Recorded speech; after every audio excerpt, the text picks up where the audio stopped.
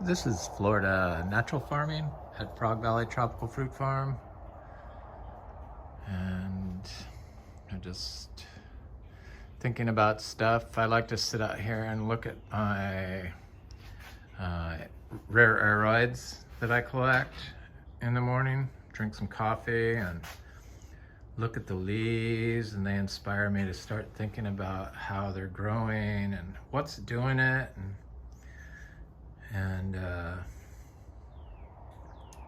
how they grow. Most of the people that grow them indoors. We're growing them outdoors, and we're in Florida, thankfully. I know some of you aren't as fortunate and have to grow indoors. And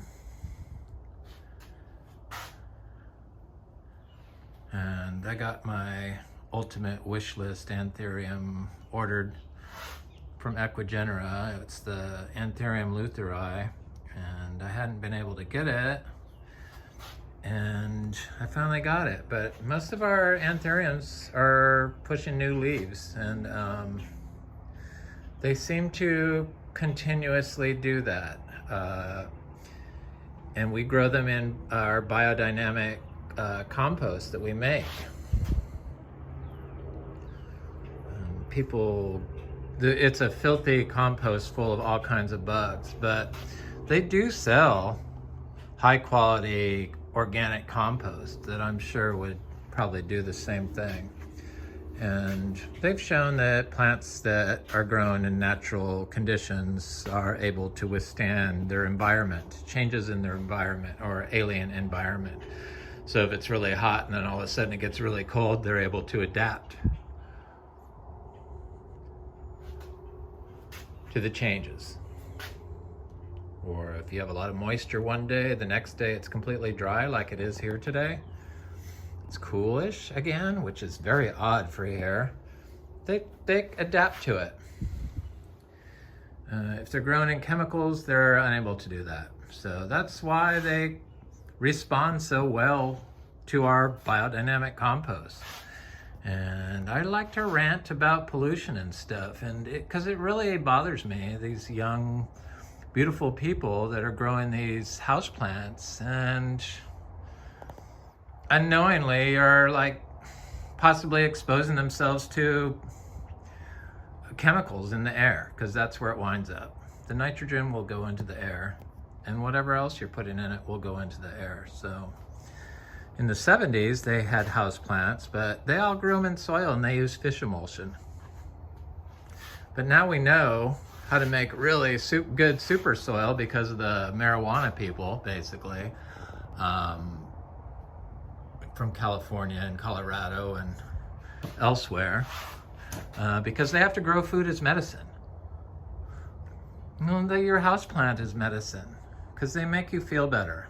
And if it can make you feel better, that's medicine. In order to grow food as medicine, you have to grow as close to a natural system as possible.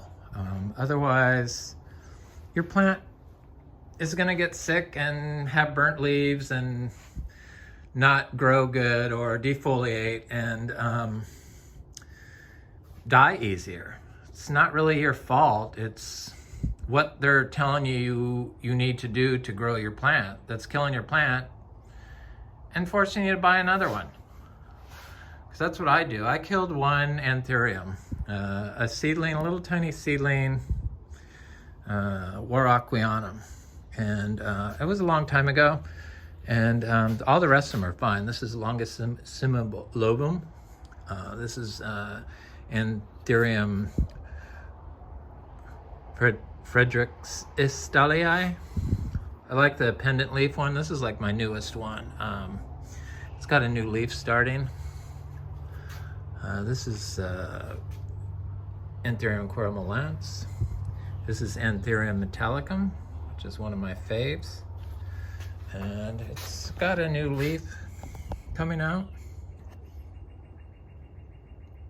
Where is that? Right there. Kind of close to the ground, like, there it is. This is Ricavum. It's got a new leaf.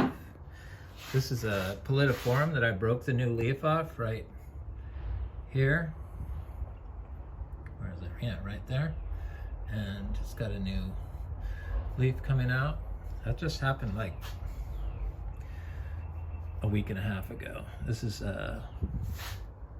Anthurium Metallicum. This is a new leaf. I like the really long pendant leaves. That's what Lutheri is. And this is Antherium pendulaminum. That was a new leaf that had this damage. Probably had to happen in shipping, I would guess, because the next leaf that came out rather quickly also had a lot less damage, but on the same place. So it was some scar that happened to the plant down there. This is a new leaf on Anthurium pseudospectabile. It's got another new leaf coming out. This is Antherium waterburyionum. That's a new leaf. This is one of my faves also. I like them all. One that had not done really well was Antherium selgarens. But it has a new leaf going on, but it's because I really didn't know the water. I just give them a cup a day and I keep the bottoms open. So they're not in standing water, and finished compost only holds the correct amount of water. So any excess water that isn't good for the plant will shed off. That's the beauty about natural soils and natural systems. They know how to work with what you're doing to them, what nature throws at them, lots of rain. So these anthuriums, I was thinking about the fungi. So the fungi that grows, I noticed mostly in the anthuriums when I was overwatering, but I also noticed it in my philodendrons that I've done cuttings of and I have in water, standing water. They grow lots of fungi. So it made me think about the fungi and the relationship and the symbiotic relationship they have in plant health. That's my belief that the fungi is the ruler of all nutrients and water.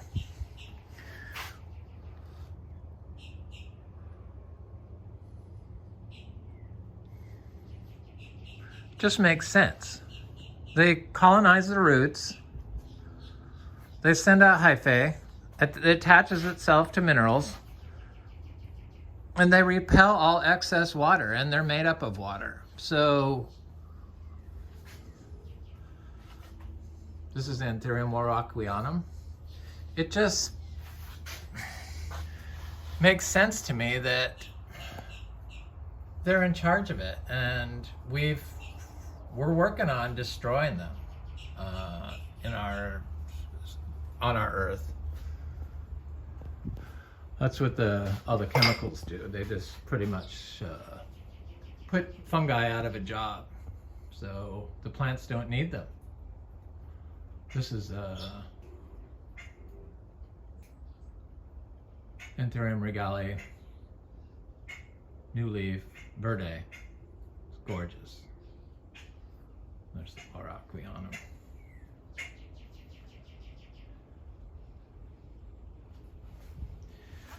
So this is a Anthurium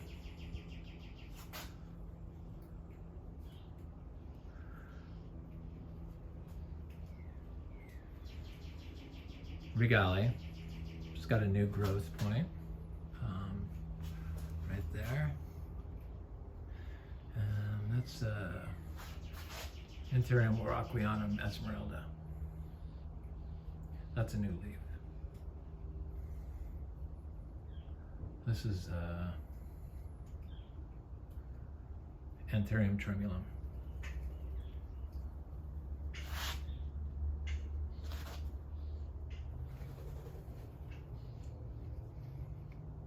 So all these people have with their houseplants indoors, I think it's because of the stuff that they're being taught what to use. I love Kaylee Ellen videos. I think she's great. But she is a nursery. She's an indoor nursery. So, yeah, she has some advice on how to grow with, and is successful at it. But do you really want a nursery inside your living room, inside a plastic tent in your house when you don't have to? It's the same thing that they do to the growing mangoes here in Florida, or growing citrus here in Florida. They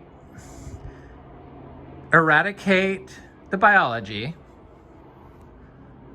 and replace it with their nutrients. And they have all these issues where the trees start dying after, 75-year-old trees start only living to be 15 years old.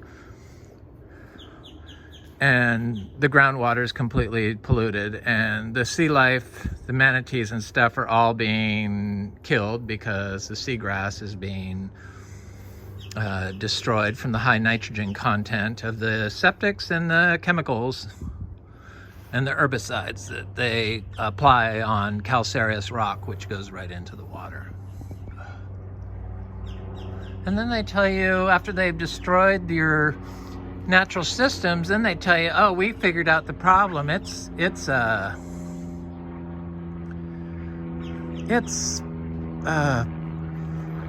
You're short on your boron is low. Your boron's low. You need to apply boron. I have never heard a more ignorant,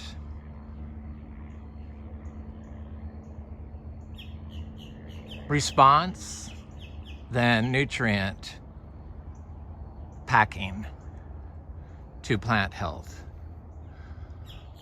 It just doesn't make sense. First of all, boron is an essential nutrient for all of life. So none of the tree would be there if you didn't have boron in any of your plants or animals or us. It's essential. So if you're short on boron and you've been removing all the carbon, all the branches and the leaves and through mowing, because when you mow, the leaves get turned into carbon dioxide quicker. You need to capture the carbon on the soil. And then if you return the life that dies to your orchard floor, then boron will be present and able to be uptake by biology, biota. Look at the flowers on this. It's just all this stuff they tell you need. It's because of a practice that they've implemented. That's the destroy and replace method. Destroy and replace with something inferior that creates more cottage industries, more plants being sold, more chemicals applied, more nutrients. Get your nutrients. You're low on zinc. No, you're low on biology in your soil. And you're compacting your soil, probably, would be my guess. You don't have any fungi because all the septics in Florida is a too high nitrogen content. If they're packed in every 10,000 square feet, there's plenty of nitrogen in the soil, and that's probably why a lot of people don't get mangoes down south, would be my guess. I'm sure it has something to do with it. It would have to. Everyone knows that nitrogen, too much nitrogen, you're not going to get any fruit. You'll just get plants that keep blooming. And then so what they do is then they apply, what is it? Copper and some other thing. No, sulfur? No, what is it? I don't know because I don't use it. Anyway, you know what it is. That's a fungicide.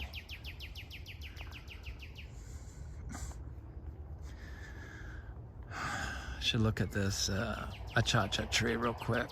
Get me off this rant. I don't know. Our natural systems are just ready to completely collapse in Florida. And so that's why I do this, because all that crap that they've been feeding us on how to grow plants is just marketing. Marketing is not nature. Marketing's plan is not nature. Trees can grow. I see something's eaten my fruit already. Wonder what did that? Some rat probably.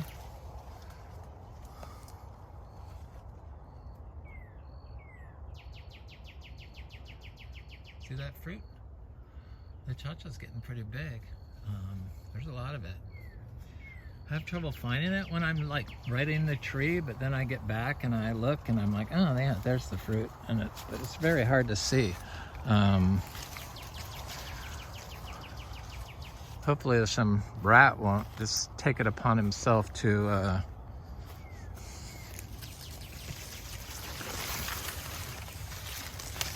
eat my fruit. Do your job, Shelly. Don't eat the rabbits. Eat the rats, please. Thank you. So I've been like thinking about, okay, so I'm doing this. I removed this hedge here. I got all those orchids. I put them on the trees because I wanted to make this look better, and I want to start using this. I hate to do this, but I don't use this pool, so I'm going to turn this into a greenhouse, this, a sunken greenhouse, so I can do my propagation in there. Do some geothermal pipes in the gravel in the bottom of the pool, and just blow air from one end to the other with the pipes underneath, and then a fan up on the top that blows that way. And that's like 5 feet deep, that pool, the entire thing. So if I put a foot of gravel in there, it'll still be 4 feet below. It should be nice and cool. And once I fill it with plants, I can't wait. So I've been watching videos on Anthuriums and Philodendrons, and I really like I like them all. The ones I watch, I usually like. But they really have like a good eye for what I like, landscaping their small spaces with or their yards. I guess because they can grow tropical plants very good there. Jakarta, Indonesia, or Indonesia, Bali. And I saw this video. One of my liked it had Jack Russells in a pool, and they had basically all the plants that I have, but I had to move them around. So this is the ginger later, the torch ginger. And then one of my subscribers I met, who's a friend of mine that moved from California and met because of my channel, he is a collector of philodendrons. So this station had philodendrons and torch gingers and heliconias and calatheas and aeroids. So different philodendrons growing along the orchard floor, like the meme and soderoy and stuff like that. It was stunning, so that's what I'm going to do here. But so he gave me this seed-grown tree. I traded for some torch ginger, some biodynamic preps, because he believes in the biodynamic preps. That's bizarre to me that people don't see the value of the biology inside those biodynamic horns that I offered for sale, because they're pretty much will give you all the biology you need in Florida, I think, to grow tropical fruit trees successfully. But I used them all. I used them all myself. I was kind of happy I didn't sell them, I guess. But I traded him for that because he wanted some. So two people wanted them. And then one person wanted the manure, the zebu manure, to make their own. So there wasn't a total loss, but I was just kind of surprised that people weren't jumping on those. I guess they just want the Korean natural farming stuff and not the biodynamic horn, which is full of fungi. It's like the brains of the system. I see it works here. Controls the water. That's the whole problem. But maybe next year people will want them. I'll offer them again. Maybe it'll just build and eventually more and more people will understand. I like to use them as just like when I plant a plant, I just dust the whole horn over them and I keep them in a barrel in the shade. And believe it or not, those little horns keep that temperature inside the barrel, inside the container, cool, like 75, 80 degrees. I know that sounds strange, but it does. They do. Something with the moisture and the soil and the life in there, they're able to do that. So I was wondering about the fungal issues we got in some of our mangoes, because we didn't get very many. We've never had issues with powdery mildew in our mangoes before, but this year for some reason these trees over here got it. It didn't drop, the fruit didn't drop all of it, but some of it dropped for sure. But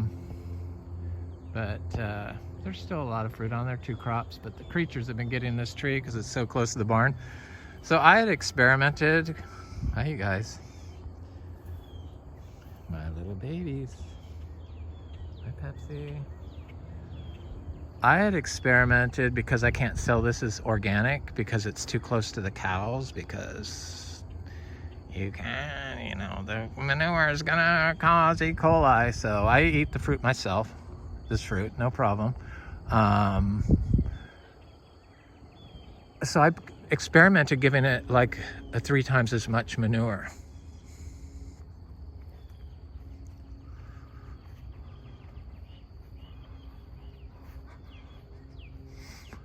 And those are the trees that got the powdery mildew. And then I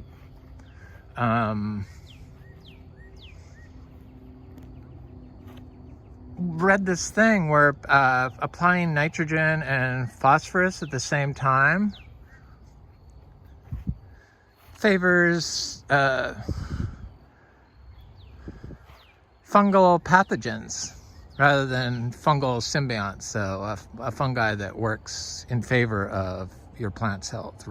It favors, when you apply phosphorus and nitrogen together on grasslands, it favors fungal pathogens. So, I mean, if it works like that on grasslands, for sure it works the same way on all the plants.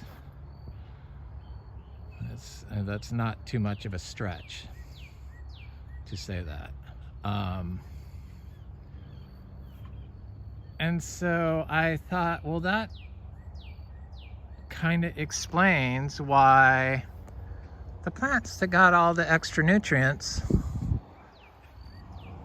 got the disease. Even though they were organic, when we got that 5 inches of rain, there's piss and crap and I'm gonna go look at my mulberries to see if any of them are still alive. Those mulberry cuttings I did. Piss and crap and, you know, hay and wood chips. But when you got 5 inches of rain, it's gonna wash some of those nutrients together, the nitrogen, even though it's a low nitrogen, but there's phosphorus. All the nutrients are in the piss and the crap. A lot of them, most of plant nutrients are in there. So it's gonna wash it into the soil, because none of these other mangoes, for the most part, got hit by the powdery mildew. And that kind of explains why people in Florida, for their mangoes, have all these issues in California. Because they all, for some reason, most of the tropical fruit growers only use, it's changing in Florida. I know if you're watching the channel that you're growing like this. I know this is a natural, this is intuition. This is not something I invented. This is a natural system.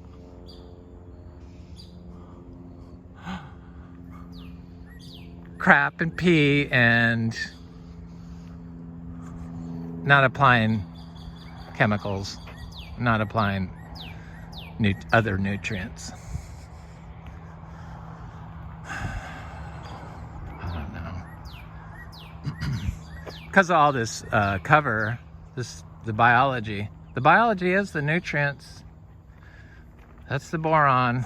That's the copper. It can be the nitrogen. The nitrogen lives in it. The nitrogen moves through the air in heat because nitrogen expands, turns into a gas. Everything turns into a gas.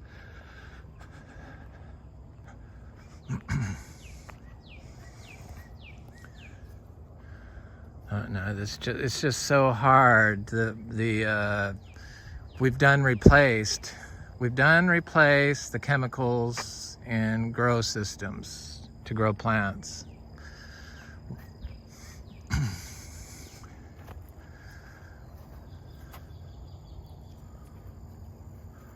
I mean, to think the nutrients aren't here in Florida is just crazy. It's not the nutrients, it's the biology. We got the nutrients.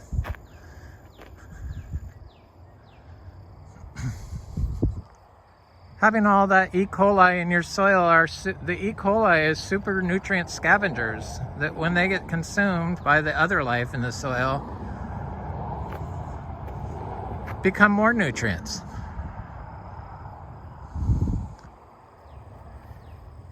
The kill and displace method of growing is so wrong.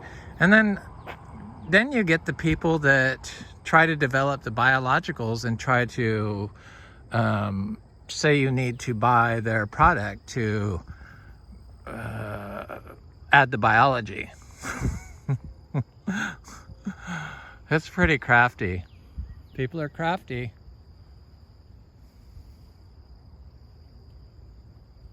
So you have to plants will build you an ecosystem. You just have to support them. Don't remove your carbon, don't add nutrients. Add nutrients in the form of life or manures or dead trees or dead plants or living plants. Living plants are nutrients. Build a living salad in your orchard floor for the soil and for your plants.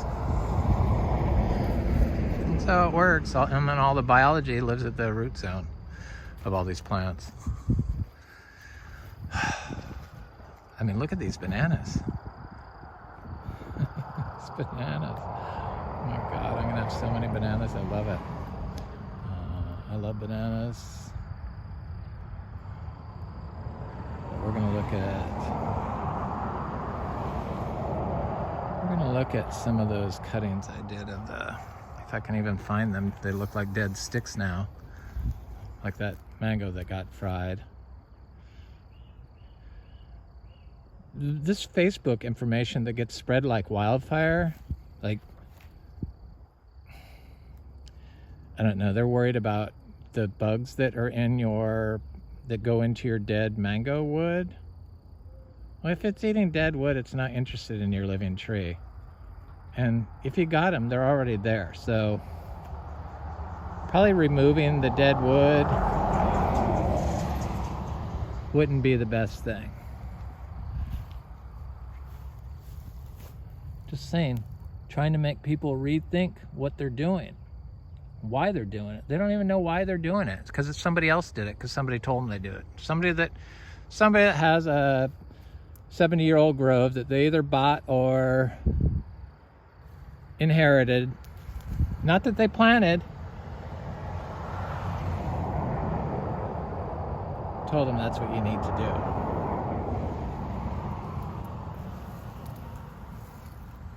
Somebody that pushes chemicals. Definitely.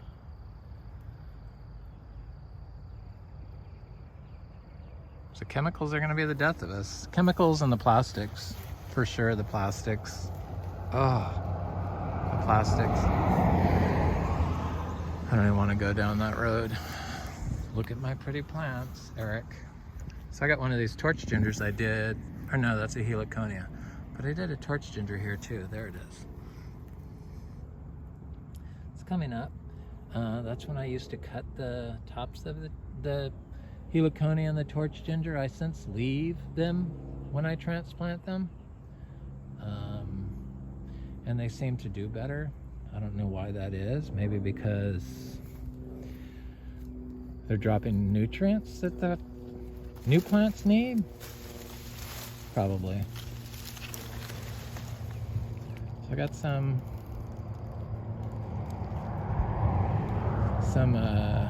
cassava. I planted a ton of cassava in here and very little of it came up. Hopefully I buried several horns in this area just because it's been I mean, there's really no diversity in there. It's just grass. It's very strange. Grass is good though. Trees like grass. I think it's doing better now that I have the bananas. The bananas seem to be taking off finally. And this Atemoya looks like it's gonna have a lot of fruit.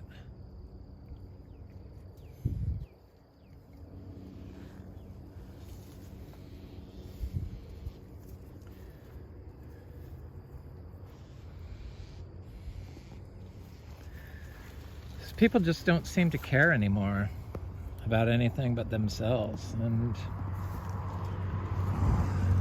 I worry about the future of Florida because it's truly an amazing spot, and I've been to some amazing spots to grow plants, but there's really nothing like Florida that I've seen. It's the unlimited calcium. That's another nutrient they say you need to apply calcium. We're on calcareous rock, which when water hits it, it turns into a plant available calcium carbonate. So why would you need to apply that ever? Because you use chemicals, or your soil's compacted and you use chemicals. That's the only reason.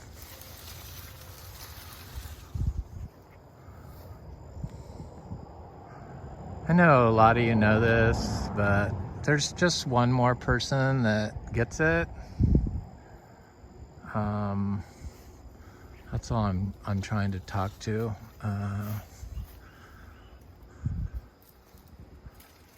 Obviously, if you're growing plants, you gotta be trying to take care of your health.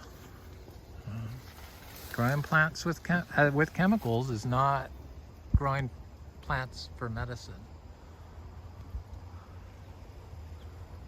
This is that Genova red Ilama.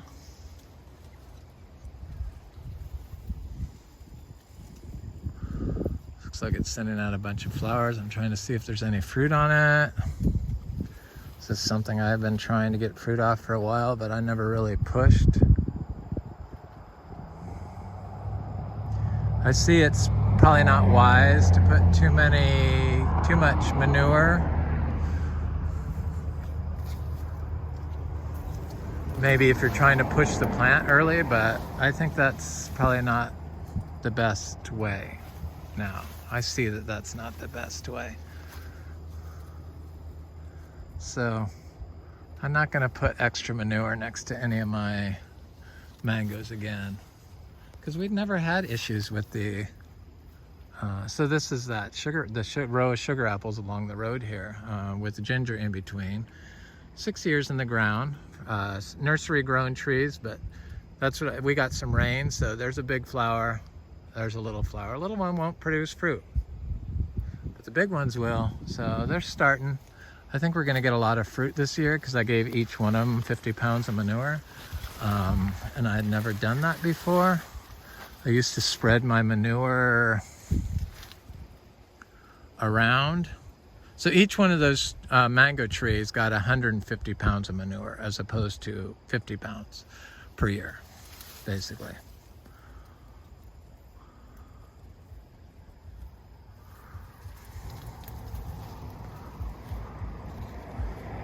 So these trees just got 50 pounds. This little Atemoya tree, it's Geffner Atemoya. Well, it's getting big, finally. I think I finally got the soil right in here. It's got quite a bit of fruit on it, it looks like. Big flowers. A friend of mine has a place in Fellsmere that gave me my mulberries. He told me all his mangoes, except for his seedling mangoes, froze to the ground. He put hay around them so they froze a foot above the ground. But all his sugar apples that were more than, that were seedlings, all of them died. Or all his sugar apples died, I think is what he said. So, except for the ones he protected, I think, I don't know. But he said something like they all died. I guess I didn't really want to hear it because I felt bad for him. But he has a bunch of other stuff. He has mulberries that the branches hang on the ground and they're like covered in fruit. There's so much fruit on them because he uses zebu manure. He has zebus. And, it kind of turned me on to it's an Atemoya that's got lots of fruit on it, flowers on it. Turned me on to mulberries. Different calicinas, the Eugenia calicinas.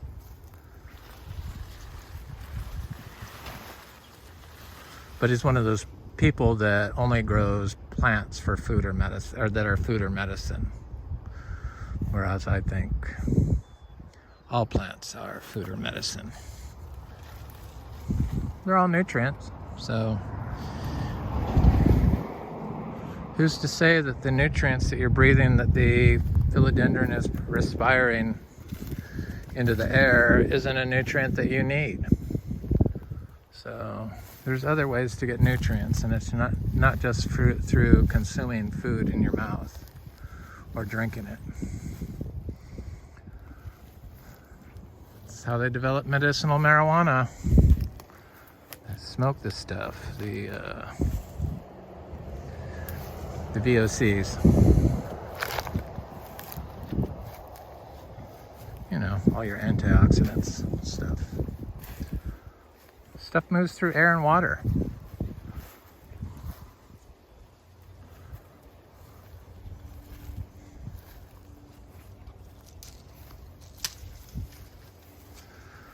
Okay, I'm gonna go look at this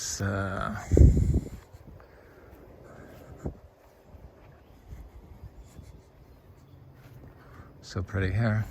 Still the dry season though, kinda. I mean, it was cool this morning, like 60 degrees. It felt cold. I get cold when it's 75 though, so.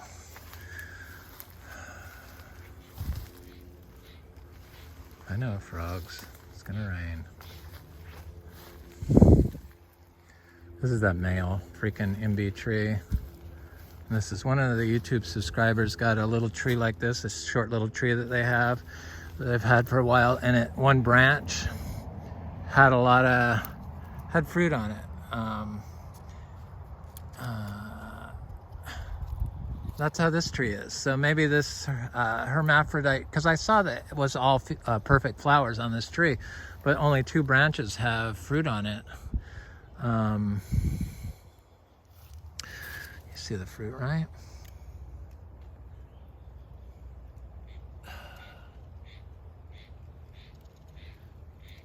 I think this is my favorite Garcinia fruit because, oh, I guess other branches have fruit on them. So more than one branch has fruit, but they didn't get to see if it was all perfect flowers on the tree. But I would imagine if it had 2 full branches with lots of fruit on them, I think they said 12 fruit, that it's probably a hermaphrodite tree. That's what I would guess. Supposedly hermaphrodite Garcinia trees produce only trees that produce perfect flowers. So hermaphrodite trees. This Garcinia seashore mangosteen. I should go look at that other one and see if that fruit's on there. Probably not, but maybe it is. This one has not held any fruit yet, but it sure has flowered a lot. I'm sure it'll flower again. Seems to like it when it gets a little rain. It sends out a bloom. It's a big tree. It's like 15 feet. Yeah, all this stuff in Florida grows without being watered. So like, how could you tell people that you can't grow plants in Florida without your chemicals? I mean, it's like, dude, listen to yourself.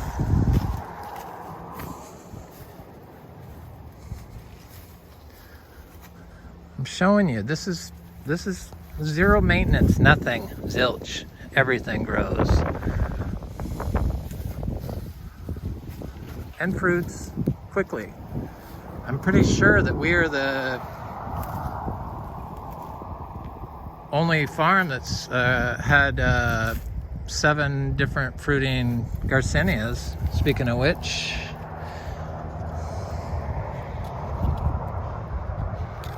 pick that little Garcinia brasiliensis.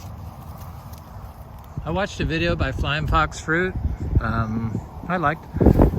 He did it last year. It was on the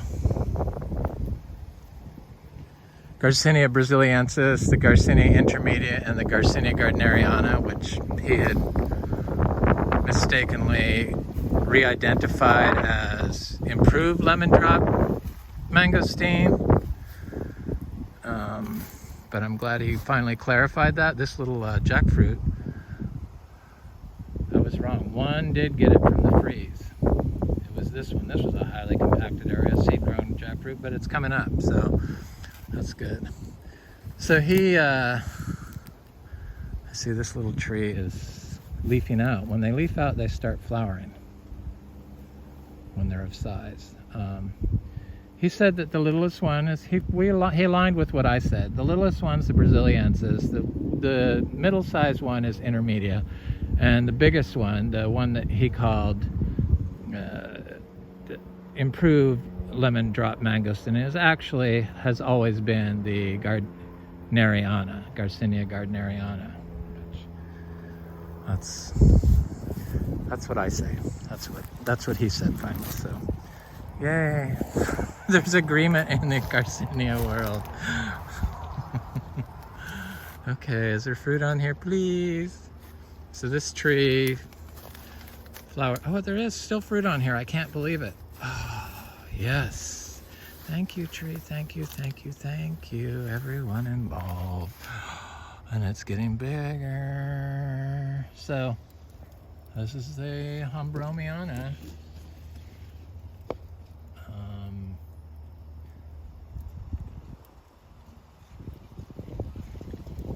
This had a bunch of fruit on it, and it dropped off during the drought because it was really dry, and I didn't think it was going to rebloom, but it did. And a couple weeks ago I saw that it had fruit on it again. Hopefully it holds it. Looks like it dropped one here. Looks like it was a new flower, so it must be still flowering. But as you can see, these flowers, that's a perfect flower. So it's a female flower, and That's how they look, if they're gonna have fruit or not. The Garcinias, they'll have that little fruit on the tip. If they don't have that, they're not gonna have any fruit, so it's kind of a bummer.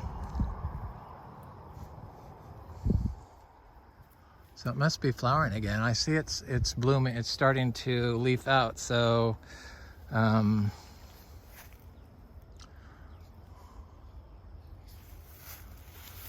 it must be, we got a ½ inch of rain, then a ¼ inch like 5 days before that. Just enough to keep stuff happy, and it's been warmer, so, well, except for last night was a little cold. But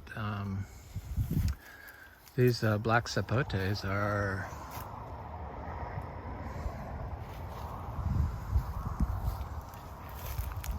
doing great.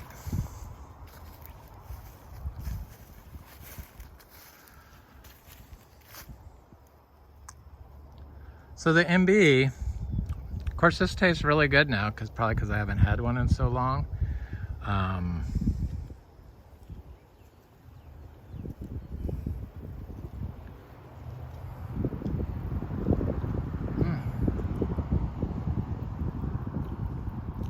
This is very delicious.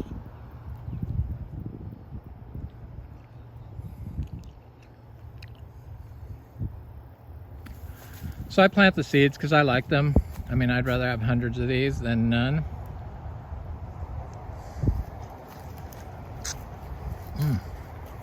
That's good. That seed looks like it was starting to grow. Cool.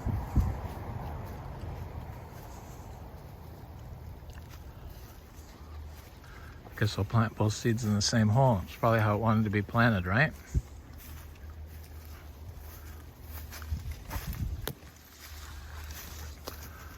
Oh, delicious. I needed that. So yeah, I eat the skin on those, but the skin on the MB is orange, and I don't know, it's this color orange that just is really pretty, like a creamsicle orange. And the flesh is like really good, and if you can have a whole bowl of them, which I was fortunate enough to be able to get a couple of times, it's like eating cherries, and I felt very satisfied after eating them, so I didn't get sick.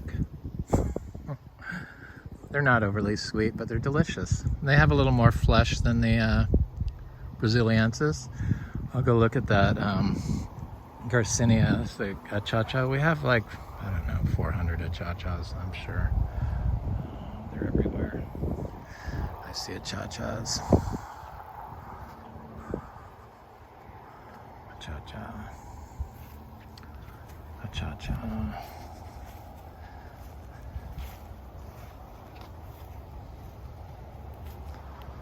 I see this achacha is like putting out new growth, but it's way too small to produce any fruit. So, just gonna put this right here in my vegetable garden.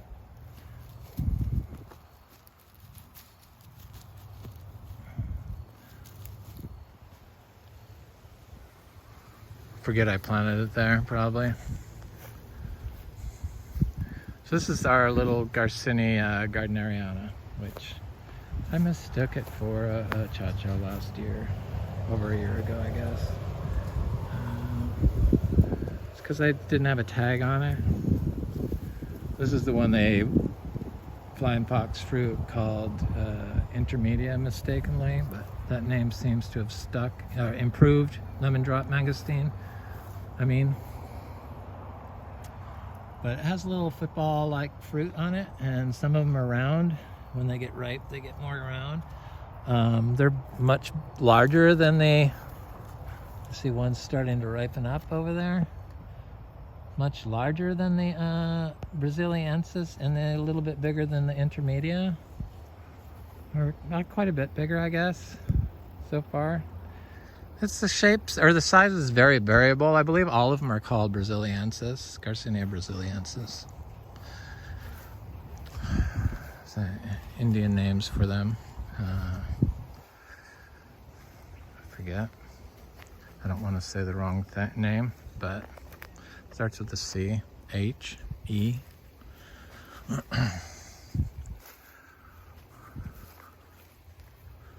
I like them. That's why we started the farm. The Garcinias, I guess their leaves are highly medicinal, full of antioxidants and powerful antioxidants that are unique to the Garcinias. So they're definitely medicine, but they are food.